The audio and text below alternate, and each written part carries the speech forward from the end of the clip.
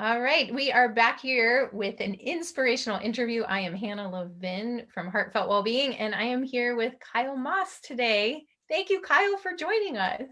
Of course, it's so great to be here. Yay! I'm super excited to talk with you because you have so much that we all need right now. So let me just formally introduce you with a little bit of your bio, and then we'll dive into our interview today. So Kyle Moss is a joyful mindset coach and self-proclaimed purveyor of joy. Awesome. She provides coaching and consulting services for ambitious women and organizations to help uncover their dreams and enhance their daily clarity, confidence, and contentment. Boy, don't we all need more of that. So, utilizing her more than 2 decades of leadership and mentoring and coaching experience from around the globe, her aim is to infuse positive energy and enthusiasm everywhere she goes. Having spoken to audiences of all sizes across 4 continents, Kyle works collaboratively with each client wherever they find themselves to find fierce, vivacious, and intoxicatingly joyful solutions to everyday challenges. I love it. While not coaching, Kyle can be found creating her signature Joy in a Jar body products, practicing at-home yoga. We know a little bit about that in this group. And adventuring gracefully, or gratefully and gracefully, I'm sure, through each day with her husband and 2 kiddos in San Diego, California. So we are connecting across the country. Thank you so much for being here, Kyle. I'm just thrilled to get to talk to you today, and I think we all could use a little inspiration from you right now. I'd like to start out just by asking you how you define joy. Oh, that's such a good question. I feel like it's such a great starting point that we forget a lot of times because I talk about joy, my joy, because I know my joy, but I think first and foremost, joy is very unique. Yeah. I think it's something that is light and simple, but not always easy. I think it's something that's practiced, but not overly productive. So I have a lot of ways that I talk about joy, but I think one of the best ways is, again, to call it out that it is an individual experience and it differs from happiness, which I think is one of the biggest distinctions, because happiness is sometimes fleeting and exhausting to try to strive after all the time. But joy to me is a foundation. It's kind of the truest expression of who you are and where you find excitement and energy in life. So, I love that. The truest expression is yeah. our joy. Yes, Yeah. I think so, right? Yeah. Yeah. So Yeah. how did you come into contact with that within yourself? And how did you stumble upon or recognize that you could coach other people into more joy? Sure. Great questions. Very loaded. So if you need to Yes. like pull We my could neck and divide like those take up. me off stage. Okay, I'll start with joy. I mean, separate of the definition I just gave, which is loose, um, very early on, and my spirituality is a big part of who I am, so it seeps into conversations. But I was taught really young, and I kind of forgot about this until not too long ago. But joy stood for Jesus, others, and yourself. So JOY. And I know a lot of people have hangups with Jesus, and that's totally fine. I'm not pushing him necessarily, but just put spirituality or divinity or whatever it is that is true to you in that place, and then just keep that others in yourself, right? Like if we really break it down, if you can put your divinity, your spirituality, like that part, and then like a focus on other people, loving others and helping others, and also remembering to take care of yourself, like that's what joy means to me, right?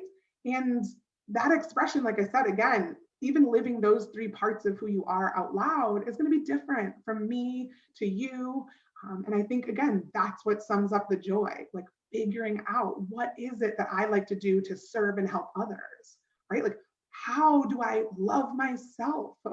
Right? That means taking time to describe or explore and discover the things that you really like, right? So that you can take care of yourself. And again, just kind of being outside of yourself too, thinking spiritually or thinking of others before yourself. So those are the things that I think were very early on, both like I could say caught and taught in my life. Mm. Like I was taught Mm-hmm. some things and then I kind of like caught some things along the way. So that has been a very true part of who I am, is discovering that and kind of figuring out what that means to me on a day-to-day basis. Mm. And then, just like everyone else, I like lived life. Right. Things Right. happen. We made things happen. You do the things, you try all the things. Right. And I went into corporate life for a long time. Right out of college, it was like, that's what you do. You go get a job. And it was great. It gave me about 15 years of incredible experience in the workforce. Mm. And throughout that time, though, going from company to company, I would look back periodically and say, like, when was I my most excited and energetic about work? And it was almost always when I was working alongside someone else, either mentoring them or even doing athletic coaching, just helping, like working with other people, usually one-on-one, to like cast a better vision for whatever it was that they were doing.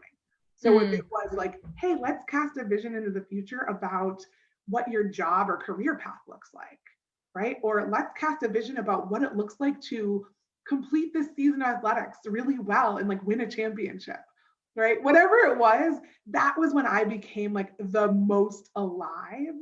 And so when I decided to leave corporate life and kind of transition a little bit a few years ago, I asked those same questions, like, what would I do that brings me most alive? And it was like, oh, I love talking about joy and seeing what else it is that I can do to help others tap into their own joy.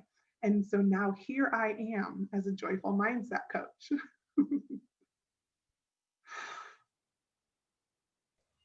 Yeah. I just got a little tap on the head by a I love joyful it. I spirit. love it. We're all living our full lives these days. I can hear my son. I was like, oh, he's going to open the door. He's going to open the door. And he did it. Oh, good. Well, I'm hanging out in her room to get away from the cider pressing that's going on outside. So here we are living our joyful, complex, and very full lives. Very full. Yeah, thank you for sharing all of that. And so interesting. I want to go back to what you were just saying about joy, Jesus, others, and yourself. I love that. And there's this piece that I find in what I do, the coaching that I do, which is that women especially don't know what brings them joy. Yes.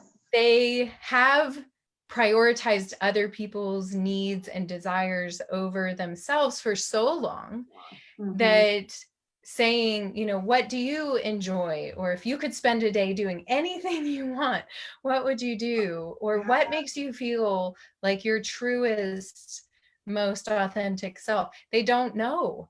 And so I think as I was listening to you talk, I was thinking like, yes, there's a piece of giving back to the world and letting what you have cultivated radiate out to your family, to your community.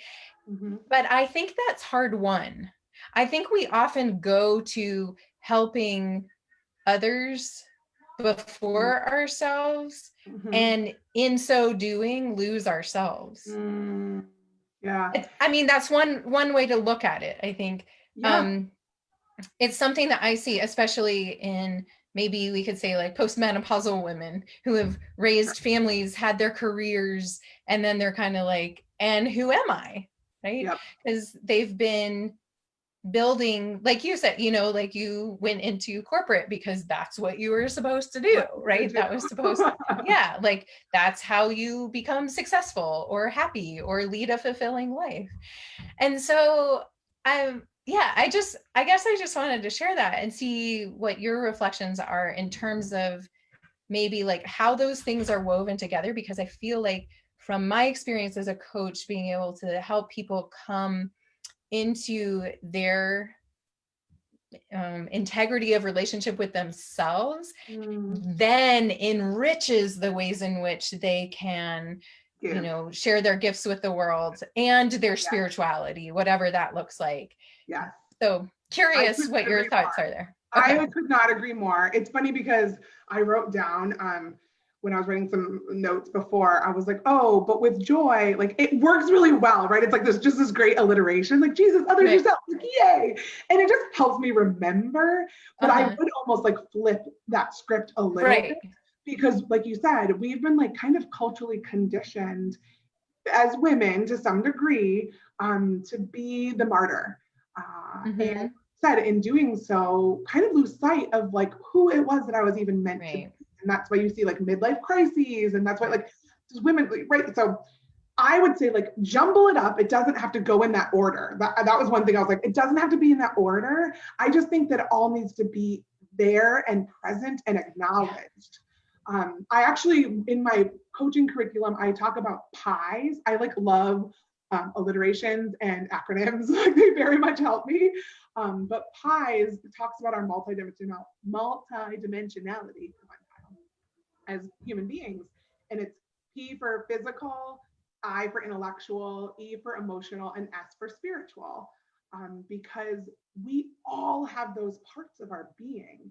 And when you fill up those parts, I call them buckets, right? When you fill up those buckets, that's like you said, when you can actually pour out of yourself, right? So when you tend to yourself first and you make sure that your physical, intellectual, emotional, and spiritual parts of your being are healthy and thriving and content, then you can discover what there is to be found in like giving back to others. You can discover the actual joy that there is in giving back. You don't become like bitter because you're doing it as a martyr, right? You do it because you're like, whoa, who would have known?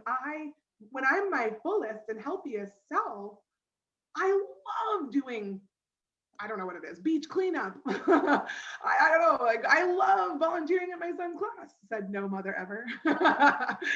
Right, but it's those things that you're like, reminder, self-care is the best gift you can give to your kids, to your spouse, Yeah. to your anyone around you. The best and healthiest version of you, first and foremost, is always going to be the best example and the best gift you give to others. And I love this part of it. When you tend to those parts of yourself, you also give other people the permission and courage to do the same thing. Right? So Absolutely. when you see women that are alive, you're like, F it, what does she have? Like, I want that, right? And that Yeah. gives them like that permission, like, oh, can I do this too? It's like, Yeah. yeah, you can. You can do it too, and you have to. I'm not gonna Yeah. shit on you. I'm not gonna say you should. Yeah. You have to, right? You have to, because the world needs more people that have come alive. Right. So Yes, that's a lot. absolutely. Did you like where I was going with this rant? Yes, I love it. I love it. Yeah. Well, it makes me think about in Ayurveda we talk about building ojas, which is your basically your essential vitality sap. And if we are walking around depleted all the time, then we can't give. It's that idea of like, are you giving from an empty cup or a full cup? And it feels really different and it's received really different. And so when we have that like abundance of essential vitality sap, then we can just be like, yeah, like this feels so good, then the giving feels like receiving, Yes. then that's really Yes. powerful. Yes. So talk to us a little bit more about some techniques or tools that we can use to cultivate more joy in our lives. Sure. Well, you are a coach like I am. So I am very much in the camp that no one was meant to do any of this alone. So Yes. I would say, yeah, seeking out your community. Like it feels cheesy nowadays to be like, where's my tribe? But like really, it is important to find like, who do you vibe with? Maybe it's one person, maybe it's a group of women or men. Like I think you're probably speaking mostly to women here, but Mostly, but we do have men in this group too. yeah. So find your people and make sure that you like ask for help. I think we've also stigmatized in some degree asking for help. Um, Mm. but I'm like, no, it's like the best because I'm me.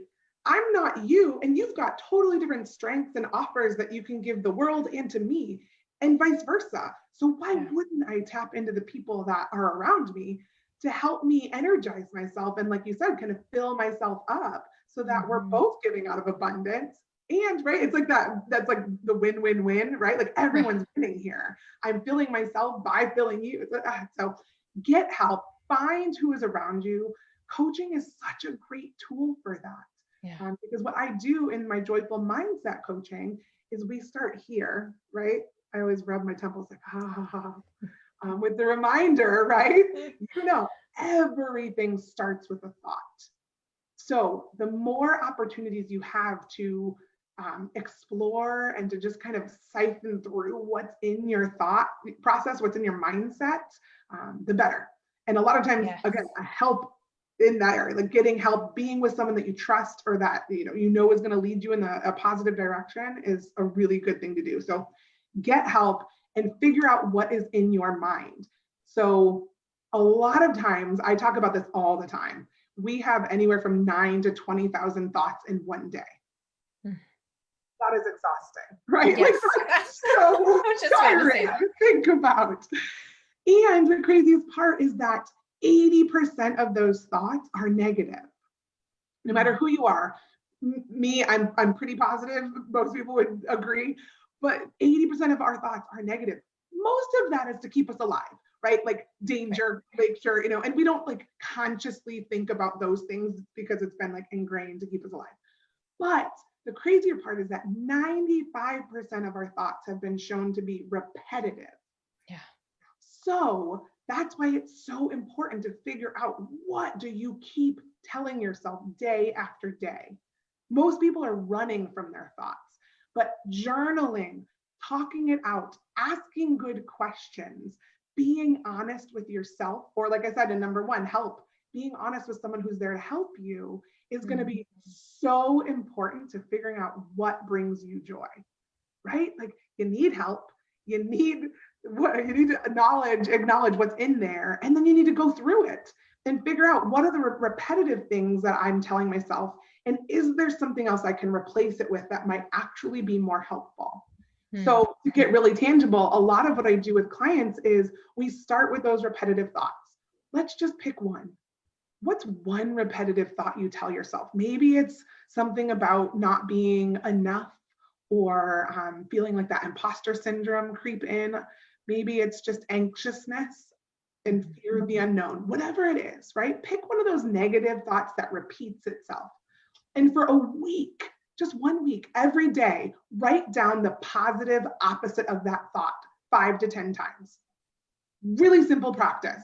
You can do it within 1 to 2 minutes. Once you decide, like, okay, an example could be like, I am not good enough at being a wife. I don't know, that just came out of nowhere. So I'm not gonna, right? That's, I think, a common thought I hear from so many women, like, I'm not good enough at X, Y, Z, whatever it is. So instead, I want you to write down every day for a week, 5 times, I am an awesome wife. I am rocking it at being a mom. I'm a badass yogi, whatever it is. I don't know what it is. Just start the process of repeating something new, right? I talk a lot too about the fact that you've got the thoughts and everything starts there. You're the only one that can also get them out and decide what goes back in.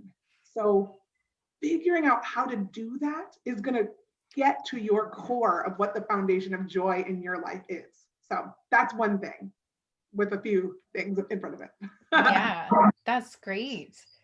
Yeah, I talk about it too, is like what radio stations are you tuning into in your mind? And we tend to habitually tune into just a few, and it might be like the judge, the naysayer, negative Nelly. I like looking at it that way. Tune your radio to something else. Who even has radio anymore? Get CBS, get XM, or get TV. I don't know. I know that's showing, my life. I'm totally kidding with you. No, it's true though.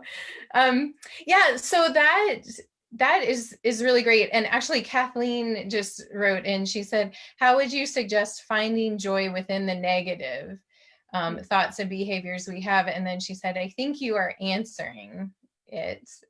Currently answering while we were talking. Yeah. And just to reiterate, I would say again, like, you've got to acknowledge the negative, right? So we've got so many thoughts that it's easiest just to run away from them, like to think them and like let them go. But I would challenge people to bring that negative to the surface and write it down, get it out, Yeah. right? We talk about thought downloads. I'm sure you've heard of this. Mm-hmm. But basically, it doesn't have to be complicated. It's basically journaling your thoughts, like being really genuinely honest, being authentic with what's right here, right? Like no one's here but you. So get it out, because the more you can bring it to the surface and become conscious of it, the easier it is to then go like, okay, I'm going to change one thought this week, right? Take it one baby step at a time. But honestly, I've done this myself. I don't give advice that I haven't already taken. I've gone through periods where it's been super, super helpful to write the same thing down over and over, just to remind myself, like, I'm in control of these thoughts, right? I think the concept of choosing joy, it oversimplifies it. But I think the sentiment behind like choosing joy is reminding ourselves that it really comes down to the choice of the thoughts that you choose to hold on to and that you choose to let out, right? So you're the only one who knows what is the negativity within you, right? Get it out so that you can organize it a little bit and decide what gets to go and what gets to stay. Yeah. So Or, yeah. And in my experience too, sometimes just getting it out makes it lose its power. It's kind of like in my suppression of it, or being like, nobody can see this and I can't even admit to myself, that then it becomes more built up and powerful inside me. Whereas yeah, just letting it out and being like, is that really what I want? Yeah. It Well, dissipates a there's little so bit. many thoughts up there. So you Right. just gotta kind of pick a few and start tackling those. Yeah. I totally agree, because it is powerful just to write it out at Yeah. all. I Yes. think naturally we've got an intuition within us. I think that's the divine within all of us. Like we kind of know, right? Right. Once we stop, like there's a beauty to being quiet and being still. Mm-hmm. I laugh because it seems so simple and yet no one does it, right? Yeah, and we don't do it. We do not create space for margin in our lives anymore. We create so much space for anxiety and worry and stress about things. And then we're like, oh, but I can't meditate for a minute. I'm like, why? You spent hours thinking about terrible what ifs that are never going to happen. And you can't meditate for 1 minute? Come on, let's flip that script, right? Right. Yeah. Yeah. So important. Um, yeah. Talk to us a little bit about like, so our reality right now for a lot of folks is very challenging. Yep. And there's also kind of the frustration with positivity. That's like, how can you be positive when the world is falling apart and our politics are so corrupt and our planet is crying out for help, and we don't want to be Pollyanna, right? And we need to keep our focus. I talk about this a lot in the yoga classes that I teach. It's like, we have to be part of the change we want to see. We have to bring the energy for what's next to create a better reality. Yep. But what are your thoughts on like, man, it's hard right now. Like, it's challenging. And where do we find the joy? How can we cultivate it and do that authentically? Yeah. I would say one of the biggest things right now is, in some degree, and some people might argue this with me, and that's fine, but you gotta look away for some moments. Like you can't overly consume the news. You cannot spend hours on social media. You've got to look away, because when you do, much like I was just saying, I think you can then see a little bit more clearly and intuitively into like, oh, I need to get back to my own basics, right? Like I have been like overly staring at screens or just absorbing all of this content that is creating this madness of thoughts in my mind. We're already, minus the media and social media, right? Minus all of that, we already have 80%, or yeah, 80% of our thoughts are negative. So imagine when you're just adding to it, right? This like crazy, all the things that are out of your control, right? So it's like, I'd say the biggest thing is just pause and get back to your own basics. And I'm being serious when I'm talking about basics. we talked about this a little bit right before we went live. This is kind of like a corporate trauma that we're all experiencing. We're all experiencing it differently because we either came into it set up and on with good practices, habits, and routines, or maybe we didn't have great practices and routines, and it feels like you said, the world is ending all everywhere we look. So I would say reevaluate the basics. Like, are you in a trauma? Right, you have to talk about your physical body first. So are you tending to your physical side? Like, are you getting at least 30 minutes of sunshine every single day? Are you drinking a crap ton of water because you need water? And are you eating healthily? And are you moving your body? And your group probably does a lot of this pretty naturally, but sometimes like the sunshine part gets left out. People forget we're in our houses so much now. So it's just kind of reevaluating first. If we're in a trauma, make sure your temple is taken care of. Make sure you're balanced, because if you're not, it's going to be really difficult to get a hold of, right? So I would say that's my biggest first step, is get your physical being in a place that it's healthy, because then you'll begin to behave a little bit differently, right? Maybe you won't see things as doomsday as they are. And I'm not taking away, believe me, I'm not taking away from the serious reality of the things. I don't have to name all the things, right? There's all the things. I'm not right. Right. But there's also a reminder that once you've got your physical being in check, maybe then you can work on your mental remembering that there's very little in your control about what's happening around us. So if we continue to spend time worrying about and being anxious about the things that are nowhere near our control, it's not going to serve us very well. Right? And it holds you back from seeing the solutions that you might actually be able to lend. So what I tell people, after you've kind of made sure your body is in that balanced check state, is can I start in my own home to affect change in the way that I want to see it? Right? So as a mom, I've got 2 young kids and I've got a husband in my home. So can I love them so fiercely, right, that we all as a team go out and we continue to spread that love, right? Maybe that's my biggest goal in life, is just making sure that I've created what I call my family little vessels of love that go out and they make the change, right? We're a very multi-ethnic family, so the racial conversation has been it's been high my whole life. I've got grandparents from 4 different countries. So I've got a mom who's half Black, half white, and a dad who's half Middle Eastern, half white. And then my husband's half Black, half white. So I don't know what my children are. We're just, mutts, wonderful mutts. So, but all that to say, that's been a really big charged piece of our last few months, years, our whole lives, really, but a charged conversation. And so with that, because it felt so overwhelming, again, I said, what can I do right in my own home? First in my own heart, but then with my children in conversation, with my husband in conversation.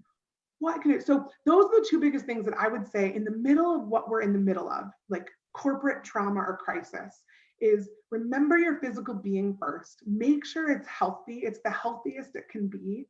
And then start with you and those that are immediately around you, and see what changes, positive changes you could make that are the positive changes you want to see. So that's what I would say to start with, if you're in a place of just being stuck right now. Yeah, that's great. This is all so good. And amazingly, we have come to the end of our half hour together. Go so fast. We could keep talking for hours, I feel like. This is so helpful. Just to wrap up here, I just want to express gratitude, which I feel like is an element of joy, is appreciating just being able to connect with you and getting you to be part of our community here in this interview. And why don't you tell everybody where they can find you and learn more about what you offer? Sure. I would say the best place right now is to go to my Facebook group. So you're already on Facebook. Our group is called Just a Little More Joy. So couldn't we all just use just a little more joy? I think a lot is overwhelming, so just a little bit more each day. So there's a Facebook group there, and I am actually running a 5-day challenge there. So it is called 5 Secrets of Joy. Next week we'll have surprises and giveaways and trainings. So pop on over. It is free and it is fun. And I'd love to see anyone from your group join us over there. Awesome. We'll post a link to that below after Great. I get off of here live with you. So thank you again so much, Kyle. It's a blessing and a joy to get to spend time with you.